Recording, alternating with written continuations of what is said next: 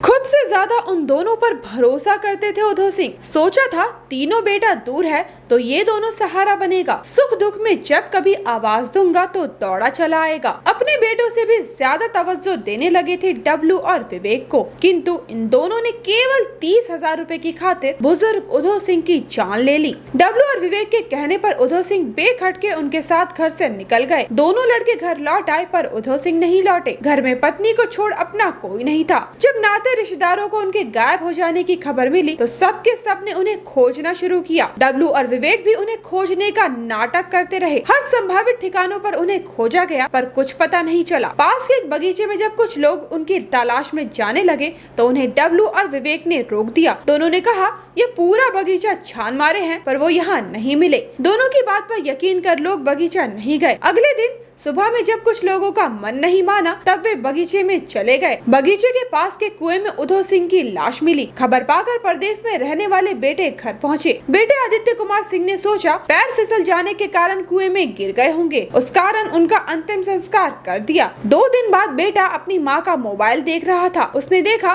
कि 30 मार्च को उनके पिता के एटीएम से 10-10 हजार रूपए करके 3 बार कुल 30,000 रूपए निकाले गए हैं। पैसा निकासी का मैसेज माँ के मोबाइल पर आया था। इस बारे में उसने जब माँ से पूछा पापा 30,000 रूपए निकाले हैं वो कहाँ है, माँ ने कहा उसे नहीं मालूम। घर में इधर उधर खोजा गया पर पैसा नहीं मिला। डब्लू और विवेक से भी पूछा गया पर दोनों ने इनकार कर दिया। बाद में आदित्य ने गांव के कुछ लोगों से इस बारे में पूछा। तब आदित्य को बताया गया कि घटना के दिन उनके पिता को अंतिम बार डब्लू और विवेक के साथ बगीचे में देखा गया था। इस बात की भनक मिलते ही दोनों घर से भाग गए। इसके बाद आदित्य कुमार सिंह ने फरार 19 साल के डब्लू कुमार और 21 साल के विवेक कुमार के खिलाफ थाने में एफआईआर दर्ज कराया। यह प्राथमिकी पटना के बिहटा थाने में दर्ज कराई गई है। पुलिस ने फौरी कार्रवाई करते हुए डब्लू और विवेक को गिरफ्तार कर लिया। पुलिस के अनुसार पैसे के लालच में आकर उधो सिंह का मर्डर किया गया। रिटायरमेंट के बाद उधो सिंह अकेले पड़ गए थे, इस कारण उन दोनों को अपने साथ रखा था। दोनों का खान पान से लेकर हर जरूरत पूरा किया करते थे। चंद रुपयों के लालच में एक नेक इंसान की जान ले ली गई। अपने स्तर से खेतों में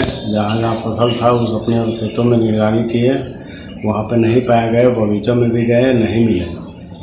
ढूंढते ढूंढते घटना असर पड़ गया। करीबन 3 बज गया। तकरीबन 12 बजे आए थे। अपने गांव में इन किए थे 12 बजे के आसपास में। उसके बाद चले अपने घर आने के बाद फिर सुबह अपना गए जीजा के साथ गाड़ी से 4 व्हीलर से थे, स्कॉर्पियो से। फिर ढूंढने पता करने तो पहले हम लोग पुलिस थाने में गए, वहाँ पता किए, वहाँ नहीं मिले। फिर वापस आए, अपने बगीचे में गए। बगीचे में के बगल में एक बगीचा और है, उस बगीचे में कुआं था। बगीचे से हम ढूंढते हुए कुएँ के पास गए, उनका मृत शरीर पाया गया। फिर हमने ग्रामीण और फोन से संपर्क किए। गांव के लोग पहुंचे, वहां पे लाश को निकाला गया। निकाल के घर पे लाया गया। दाह संस्कार के लिए ग्रामीण कर रहे थे तो हमने बोले कि अपना 2 भाई और है, वो 2 बजे तक पहुँच जाएगा। 2 बजे आए लोग, 2-2:30 बजे के करीब में। उसके बाद यहाँ से दाह संस्कार के लिए ले गया। लेकिन इसके उपरांत जिनके साथ लड़का रहता था, विनय सिंह के लड़के के साथ, उनको हम केयर किए। सुबह से दिन तक ले एक बार भी हमारे दरवाजे पे नहीं आया हो।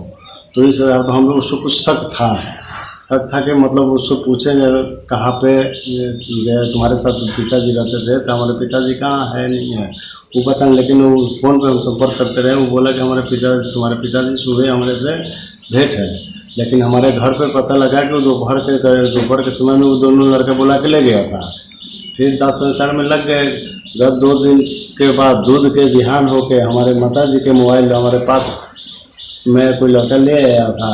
एक दो वक्त ले आया तो मोबाइल में अपना छेड़ रहे थे, तो मोबाइल में देखे उनके मैसेज था बाबूजी के अकाउंट से निकाला हुआ। सुबह के टाइम में 9,500 था। फिर शाम के समय में 10-10 हज़ार करके 3 बार था।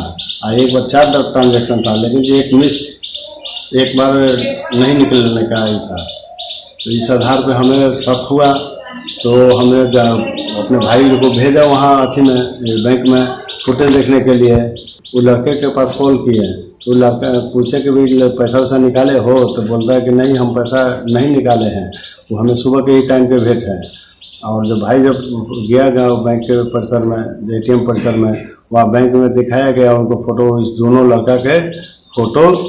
तकरीबन जो टाइमिंग था, मैसेज के टाइमिंग था, उस टाइमिंग का लमसम में उस बैंक परिसर में, ATM के परिसर में लड़का दोनों पाया गया। उसी आधार पर हमने मुखिया सरपंच गाँव वासी सब लोग को इकट्ठा किए हैं और लड़का को बुलवाया गया। बुलवाने के बाद यहाँ पे पूछताछ के दौरान उन दोनों लड़का ने फिर स्वीकार किया कि हमने पैसा निकाला है। हमारे पिताजी को एक तो एटीएम से पैसा निकालने नहीं आता था, उसी दोनों लड़के से जब ज़रूरतमंद पैसों की ज़रूरत पड़ता था 2-4 हज़ार रुपये जब भी निकालने के लिए तो उसी लड़के से निकलवाते थे। लेकिन मैसेज में जब भी देखा गया है तो 10-20 करके पैसा निकाला जाता था। घर के मतलब लोग मम्मी बताते थे कि पैसा जब भी जरूरत होता था 2,000 रुपये निकालेंगे तो वहाँ निकाला गया, देखा गया था 10-10 हज़ार रुपये 20-20 हज़ार रुपया निकाला गया है। पुलिस आके ले गया। ले जाने के बाद पुलिस संरक्षण में उसने स्वीकार किया कि हमने मर्डर किया है, मतलब गमछी से दाब के मार के फिर उसके बाद कुएं में डाल दिया। पुलिस इतना करने के उनको जेल भेज दिया। जेल भेजने के बाद जो भी हमारा जो एटीएम पैसा अभी तक पुलिस ना हो गया 12-13 दिन, ना पुलिस अभी हमें इंक्वायरी के लिए कुछ किया है, ना तो उसने एटीएम में फुटेज निकालने के लिए कुछ अभी तक एविडेंस जो है घर किया। ये मर्डर केस है, ना कि कोई चोरी है। 12 बजे के करीब 2 लड़का आया, गांव का ही था, उनका नाम था विवेक और डब्लू। वो दोनों को धोसिंग को ले गए। शाम तक मतलब घर पे नहीं लौटे तो मतलब हम लोग को चिंता होने लगी। फिर हमने उसको कॉल किया उस लड़कों को, तो फिर उसने उसको बुलाया और ढूंढने निकले। तो गए बगीचे में, अक्सर बगीचे में जाते थे पापा, तो मतलब बगीचे में गए देखने, तो मतलब हमको गुमराह करने लगा लड़का कि बगीचे में मत जाओ, बगीचे में देखे हैं ऐसे नहीं है वहाँ पर। फिर अगले दिन वहीं से डेड बॉडी मिला उनको।